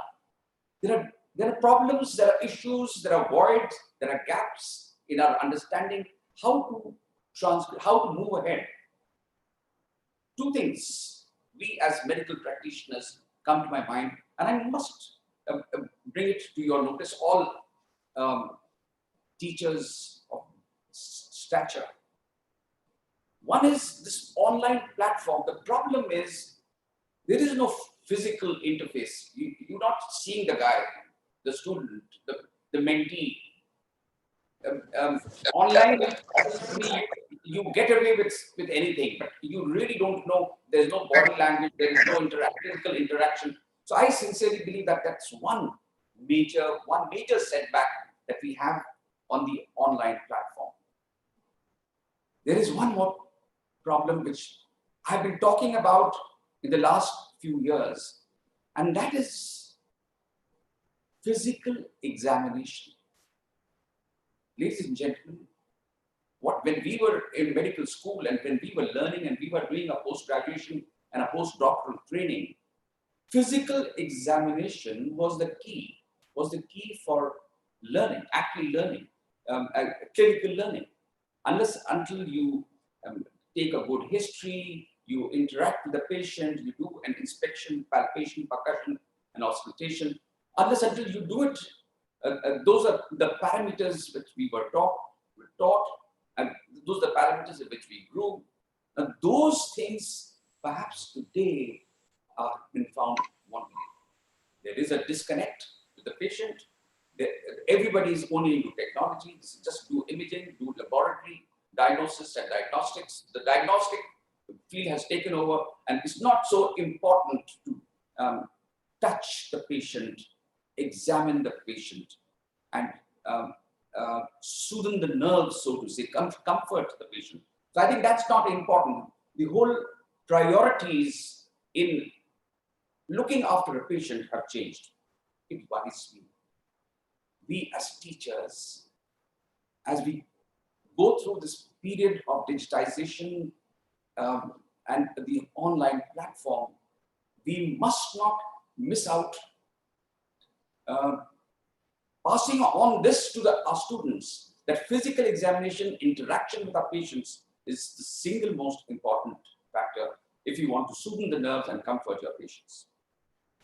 Yesterday, friends, ladies and gentlemen, they used to say that teachers and leaders are like candles. They consume themselves to light the path of others. But these are difficult times. Today, in the pandemic times, where there is the virus all over the place, it's so difficult. Leadership itself is becoming a challenge.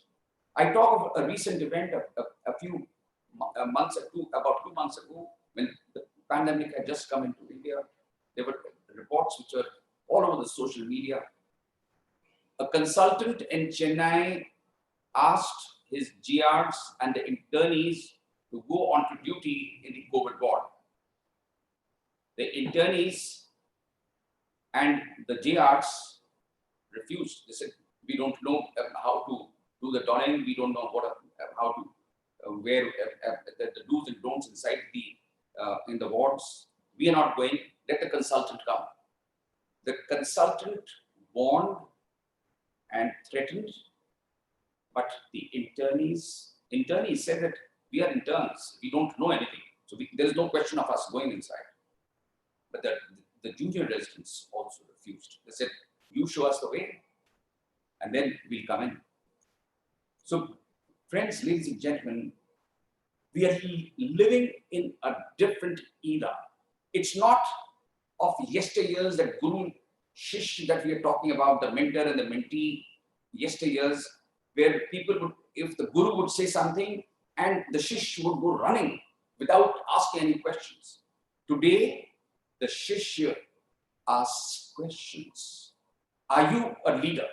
Are you showing us the way? Do you have it in you to show it that this is the way it has to be done? So I think those are the questions which we would have to answer. And I think we are living, ladies and gentlemen, in different times. Times have changed. And I think there is a need for us to understand this and absorb this and evolve in our approach in the period of time. Now, with this globalization of the medical education, what is happening is that the healthcare diaspora, especially the Indian healthcare diaspora, is having a deep impact as far as back home in India is concerned, be it medical tourism, be it the impact, the international collaboration. And now look at this, what Professor Bhandari has brought for us, newer thoughts of international collaboration with the best of the best in the world. The Georgians willing to collaborate, willing to shake hands, willing to embrace the KGMC in all its perspectives. And I sincerely believe that there could be nothing better than this bonhomie, the spirit, the feeling for each other, and ensuring that the younger generation continues to grow. And I think that's really what we are looking forward to. Thank you, Professor Bhandari, sir, for encouraging the younger generation. You have done it for decades and decades, and I thank you for continuing and giving support to your young Georgians who continue to take the flag and carry the banner with them of the King George Medical University. Let me say a word about team spirit, leadership and team spirit. Brigadier Bhandari talked about it, and I'm going to say a couple of words here. They say that you can be a very good musician individually. He's a good musician, he's a good violinist, he's a good guitarist, he's a good drummer, or whatever.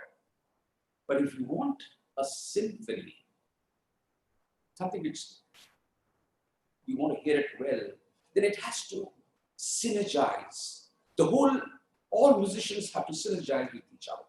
And that makes it a symphony. Team spirit, leadership. I think that's the need of the hour. That's what we want. And that's what we are. I'll give you an example in my own setting when I was in the armed forces. Liver transplant program started in the country a few decades ago.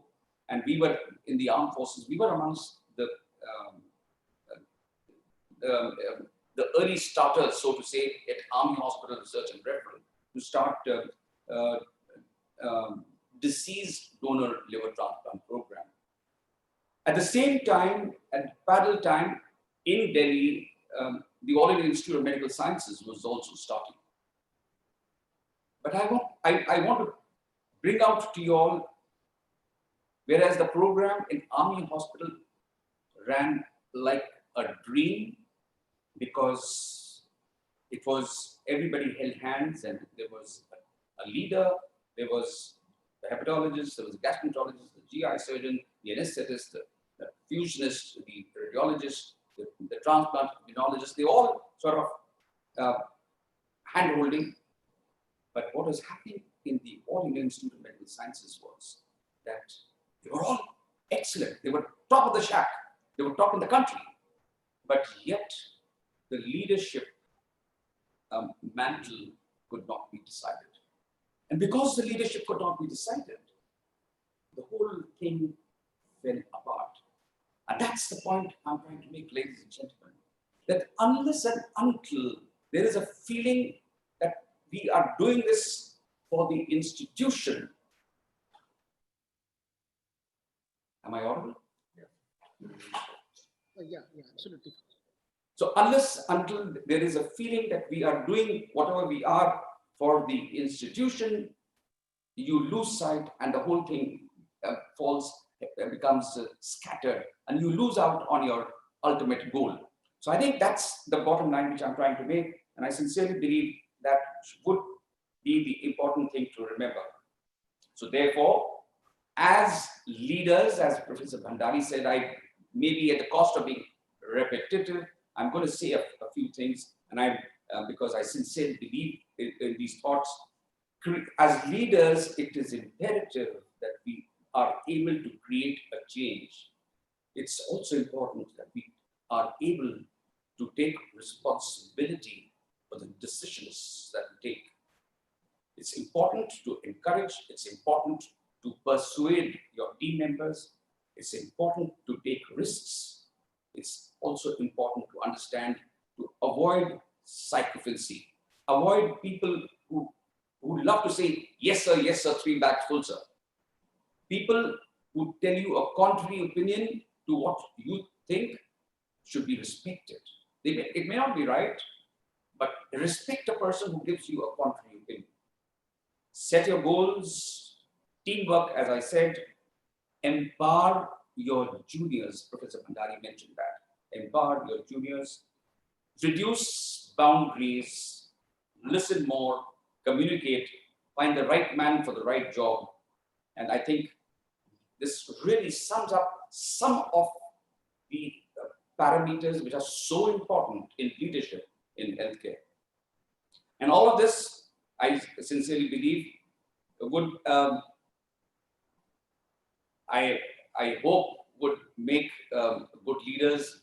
And on Teachers' Day, I once again compliment all the Georgians who are here today on this digital platform. I once again convey my heartfelt gratitude to Professor Bhandari for being with us so late in the night today, sir. And thank you so very much for being with us on Teachers' Day. And I would just like to conclude by a small thought. And the thought is, education is our passport for the future. For tomorrow belongs to the people who prepare for it today. So with these thoughts, once again, friends, ladies and gentlemen, I thank you for your time listening to me. Thank you, Jai Hind, and happy Teachers' Day. Thank you. Jai Hind. Thank you. Thanks a lot, sir, for a beautiful, ultimate, remarkable, and magnificent oration on this day of Teachers' Day. And on behalf of all the faculty members, I assure you that we will try to follow your words of wisdom, sir. Now, I request our Dean Student Welfare, Professor Narsingh Verma, sir, to please present a vote of thanks. Professor Narsingh Verma. Thank you, Pavitra. First of all, I will like to thank the organizers for giving me this chance to propose vote of thanks by the organizing team. First of all, I will like to thank Professor Mahendra Bhandari for giving such a beautiful talk and motivating us, all of us, and giving his peace of mind that how we can become even a good leader, good teacher, all things. So after that, I will like to thank our Vice Chancellor, sir, for motivating us to produce this type of program. And he is a real motivator, what we have perceived in the little time, whatever we had with him. And I would like also to thank all our retired teachers who graced the occasion and were present and showered us with their beautiful words. And we are also thankful to whole organizing team and all of the students, teachers, whosoever attended the meeting, and a lot of persons involved in the organizing the whole event. I would like to thank all of them. And at the end, I would like to thank Almighty God for providing us strength to produce this type of programs, which are very motivating. And in the end, I will just like to end here by saying that whatever we are today, it is blessing of our teachers, and we cannot forget this. not only on Teachers' Day, every day we should start our day by remembering our teachers, because whatever we today, we are because of our teachers. And with this, I would like to thank you all for attending all this, and the IT cell, other persons who are behind the scene, and they are helping us for a successful event. Thank you very much. You all. Thank you.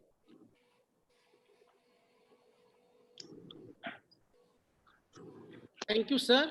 Thank you. Now, in the Thank you. end, we would like to request everybody to please fill the feedback form, which is going to present on your screen, and earlier poll and this one. This is the feedback form for the entire program.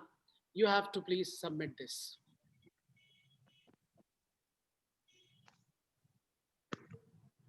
This is the poll first, and the next is, I request Dr. Richa Khanna to please screen on the screen the feedback form for the entire program. Thank you. Thank you so much. Thank you.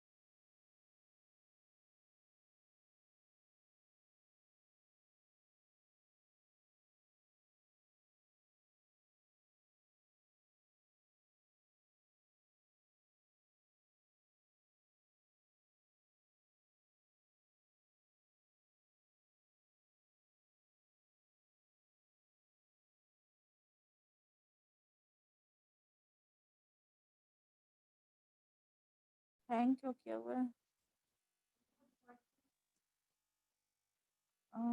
Pushpa ma'am बस नहीं